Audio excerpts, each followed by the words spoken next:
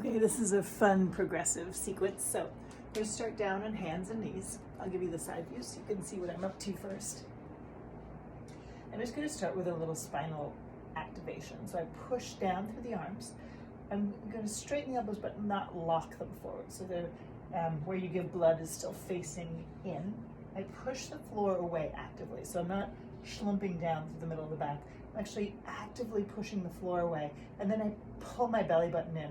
I still have that natural curve in my lower back, but I'm actively pulling all of my organs toward my spine.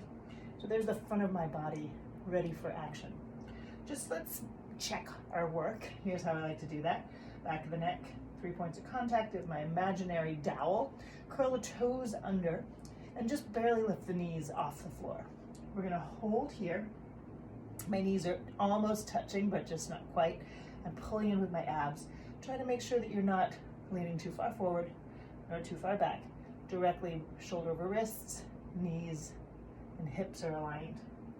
Let's hold here for 5, 4, 3, 2. We're gonna go down and tap and lift, tap and lift. 3, 4, 5, 6, 7, 8, 9, one more. Super. All right, uncurl your toes. Just stretch out your lower back. Reach your hands forward. Pull your hips back.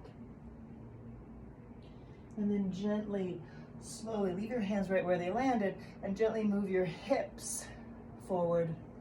Peekaboo, roll your shoulders back. So this is just an activation for the lowest part of the spine. We're rounding it out here. Lower the head.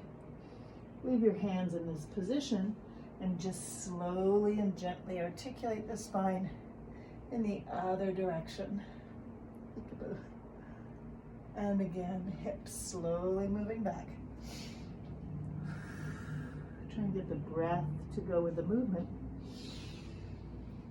And slowly moving the hips the other direction. It shouldn't be painful. It should feel like, oh, yeah, I haven't moved in that way yet today. Good. So we're going to walk the hands back underneath the shoulders. We're going to activate again, just like we did before. Pressing down, lifting the knees up. We'll step the left foot forward. Tap the back knee, lift the back knee, step the left foot back. Right foot forward, tap the left. And back. So I'm hovering. I bring the foot forward. I tap, lift, and hover. Foot, knee tap, lift, and hover. Foot, knee tap, lift, and hover. Foot, knee tap, lift, and hover. Good. Foot, knee tap, lift, and hover. Foot, knee tap, lift. Doing great. Foot, knee tap, lift, hover. Foot, knee tap, lift, hover. Last ones. Foot, knee tap. One more on the other side. Foot, knee tap, and hover. Lower the knees all the way down. Let's activate this oblique sling. Reach your left arm forward. Make sure that you're still pulling your ribs together, reaching your hand forward, palm is facing and thumb is up. I'm going to take my right leg and push it back behind me. Right knee is facing down, and maybe you could lift the thumb a little higher, the back heel a little higher. Hold. Actively go in 2 directions. Pull the belly button up, bring it all down. Try it on the other side. Right arm forward, thumb is up. Good, left leg back, knee is down. Good. Lift the thumb and the heel a little higher, but make sure your kneecap's still facing down. Good, belly button pulls up. Now pull in 2 directions. Good, maybe 4 directions, higher as well. Belly button in, try not to overarch the spine, and then float it all the way back down. Good, we're gonna come up onto the kneeling position, so I'll turn and face you so you can see what I'm up to. I'm gonna go rise up to the kneeling position. Lift my arms up like a number 11. Fold myself, thumbs touching the back of my shoulders. Now, when I lift my arms like this, boop, those ribs want to fly open. Do this. When you pull your arms up, pull the ribs back in, right? So keep the ribs in and tap the thumbs to the back of the shoulder, and then try and push the elbows up as you pull the ribs down. We're going to keep the arms in that position when we're up. As we come down, the arms go back to the number 11. And then as we come up, ribs in, elbows high. Good, number 11. And then ribs in, elbows high. So really batten down the ribs.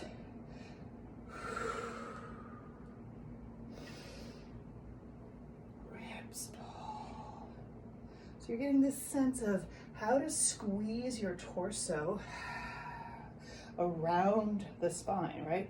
So the torso is like a tube of toothpaste or a cylinder, and you can contract around it and then let it go wider like a barrel, narrow like a tube of toothpaste, and then wider like a barrel. Now hold it in. Squeeze that tube of toothpaste right this center so everything's making your nice small waist feeling, right? Inside all of this, we're going to keep the hips pushing forward.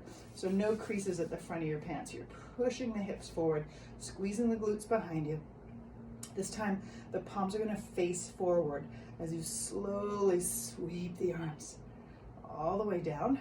Again, when you come past center, try not to let the ribs flare. Pull the ribs in, shoulders down and back.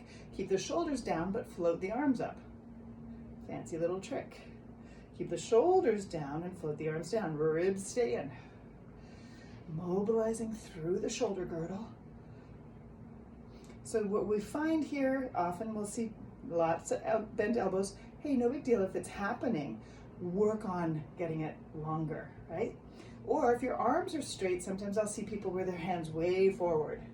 Right? Try and go even behind you, right? So if lateral is easy, try and move that back a little bit in space so that you're really challenging the shoulder girdle, maintaining the rib, keeping the pelvis totally neutral, or even feeling like you're tucked under in the pelvis a little bit.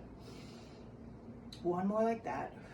All of this warming up for our big move coming up here. Okay, so we've been getting everything ready for this. I really love this move. I hope you do too. Here's how it starts. Hands and knees position just like we practiced. Pull the ribs up and in, right? All of those things that we were working on before. I'm gonna curl my toes under and just like we did, hover my knees just off the floor. Now, as I take my right foot off the floor, this time I turn, push my right foot to the left as I lift my left arm to the sky. My left foot is flat on the floor back here.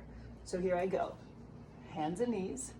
We'll do the left foot shooting through, right foot up in the air.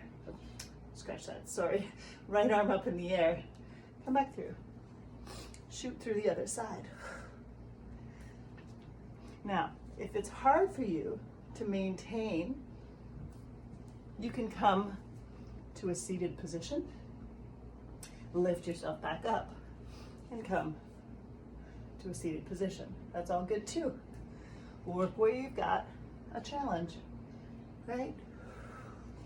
So we're doing some beautiful rotation here, some nice movement through the shoulder mobility that we built. It's a full body action-packed, joyful little move. Our neighbors are giving us a soundtrack.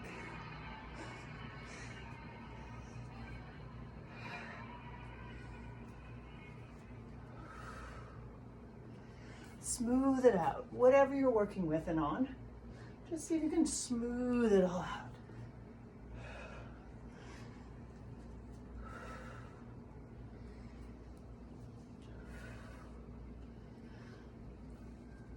Should we do one more each side? Let's do it together. Here we go.